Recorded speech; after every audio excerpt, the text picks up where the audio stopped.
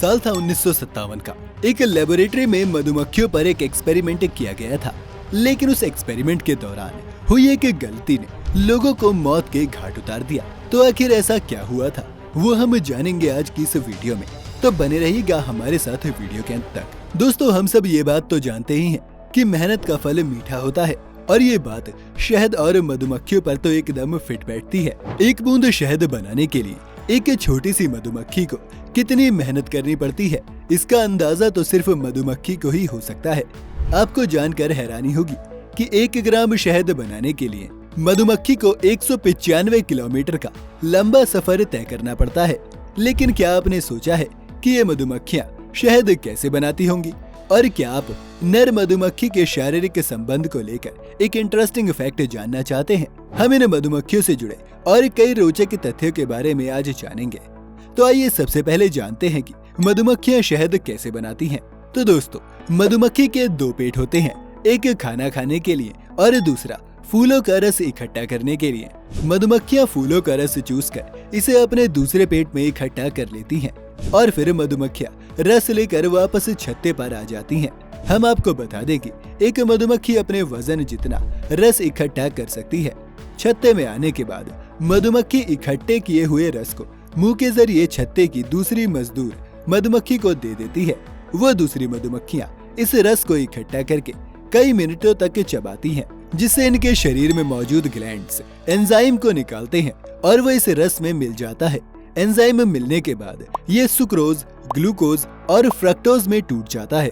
इसके बाद मधुमक्खियां इसे बी वैक्स, जिसे हम हनीकॉम्ब भी कहते हैं, उसमें डाल देती हैं। अब पानी को इवेपोरेट करने के लिए मधुमक्खियां इसमें अपने पंखों से हवा भी देती हैं।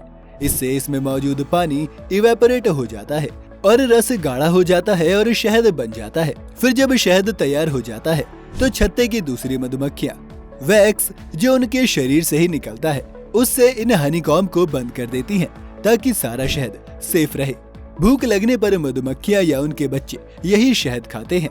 वैसे हम आपको बता दें कि सिर्फ मादा मधुमक्खियां शहद इकट्ठा करने का काम करती हैं, जबकि नर मधुमक्खी को लेकर ये कहा जाता है कि वो जब संबंध बनाता है तो इसके बाद मर जाता है, क्योंकि संबंध बनाने के बाद उनका अंडकोश फट जाता है।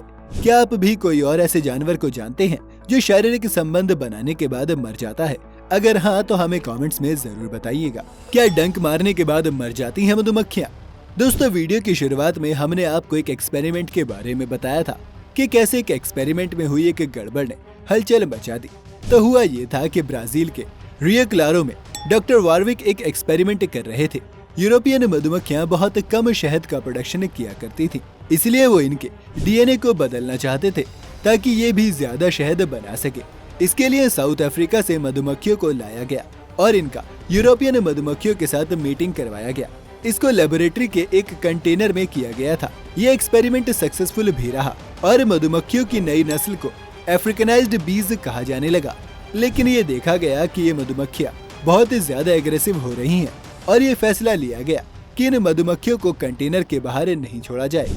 लेकिन लैब वर्कर की एक छोटी सी गलती और ये मधुमक्खियां बाहर निकल गयी। फिर ये लोगों पर हमला करने लगी। इन मधुमक्खियों को किलर बीज के नाम से जाना जाने लगा, क्योंकि अगर ये किसी पर हमला करने की ठान ले तो आधे किलोमीटर दूर तक भी उस जानवर या इंसान का पीछा नहीं छोड़ती। और आपको जानकर हैरानी होगी कि ये मधुमक्खियां डंक मारने के बाद मर जाती हैं। दुनिया में लगभग 20,000 मधुमक्खियों की प्रजातियां मौजूद हैं, जिनमें से स्टिंगलेस बीज की प्रजाति है जो इंसान को डंक ही नहीं मारती। इन्हें माइनिंग बीज कहा जाता है। ये इंसान को इसलिए नहीं काट पाती क्योंकि इनमें डंक तो मौजूद होते हैं, लेकिन इतने असरदार नहीं होते कि इंसान को नुकसान पहुंचा सके। वहीं कुछ प्रजातियां जैसे अफ्रीकनाइज्ड बीज ऐसी हैं जो इंसान को कई बार डंक भी मारती हैं और इन्हें किसी तरह का कोई नुकसान नहीं होता। अलग अलग मधुमक्खियों में इतना फर्क क्यों होता है, इसे समझने के लिए वैज्ञानिकों ने रिसर्च की और कई चौंकाने वाली बातें सामने आई। दोस्तों, मधुमक्खियां इंसान और कीड़े दोनों को काटती हैं, लेकिन कीड़ों की स्किन इंसान की तुलना में काफी पतली होती है, इसलिए मधुमक्खियों को कोई नुकसान नहीं होता। वही मधुमक्खी जब इंसान को डंक मारती है और उड़ती है तो उसका डंक इंसान के शरीर में धंसा रह जाता है और डंक उसके पेट से टूट जाता है।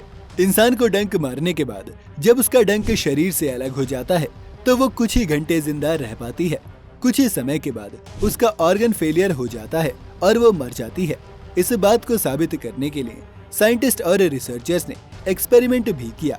उन्होंने करीब 200 ऐसी मधुमक्खियों का पीछा किया जिसने इंसान को डंक मारा था और उन्होंने पाया कि अगली सुबह तक इंसान को डंक मारने वाली मधुमक्खी मर चुकी थी। रिसर्चर्स का कहना है कि कई मधुमक्खियों की प्रजातियां जैसे तितैया ऐसी भी हैं जो इंसान को काटने के बाद भी जिंदा रहती हैं। उनके डंक पर इसका कोई नकारात्मक प्रभाव नहीं पड़ता क्योंकि उनके डंक चिकने होते हैं। ये कई बार डंक मारने के बाद भी नहीं मरते हैं। हमारे लिए कितनी जरूरी है मधुमक्खियाँ। दोस्तों, मधुमक्खियाँ शहद बनाने का काम तो करती ही हैं, साथ ही इस पूरी दुनिया को जीवित भी रखती हैं। अब आप सोच रहे होंगे कि ऐसा कैसे। मशहूर साइंटिस्ट एल्बर्ट आइंस्टाइन का कहना है कि दुनिया की आखिरी मधुमक्खी के मरने के 4 साल के अंदर ही मानव जाति खत्म हो जाएगी। इसकी वजह यह है कि मधुमक्खियां फूलों पर बैठकर उनका सारा रस चूसकर पॉलिनेशन की प्रक्रिया करती हैं, जो कि फल बनाने के लिए एक जरूरी स्टेप है। मधुमक्खियां नहीं होंगी तो पॉलिनेशन नहीं होगा, पॉलिनेशन नहीं होगा तो नए फल नहीं बनेंगे, और जब फल नहीं बनेंगे तो बीज भी नहीं बनेंगे, और जब बीज नहीं बनेंगे तो फिर पौधे नहीं होंगे। फलदार वृक्ष खत्म होते चले जाएंगे। बिना फल और सब्जी के सिर्फ अनाज और दालों के दम पर इंसान को जिंदा रहना पड़ेगा, और धीरे धीरे जंगल खत्म होने लगेंगे, ऑक्सीजन की मात्रा भी फिर कम होने लगेगी, और इस तरह धीरे धीरे सब कुछ खत्म होने लगेगा। वैसे दोस्तों, क्या आप जानते हैं कि ये कैसे तय होता है कि कौन सी भी रानी बनेगी? अगर हाँ तो हमें कमेंट्स में जरूर बताइएगा। उम्मीद है आज की इस वीडियो से आपको कुछ नया जानने को जरूर मिला होगा। अगर वीडियो आपको पसंद आई हो तो इसे लाइक और शेयर जरूर करें। साथ ही हमारे चैनल फैक्ट स्टोरी को सब्सक्राइब करना बिल्कुल ना भूलें।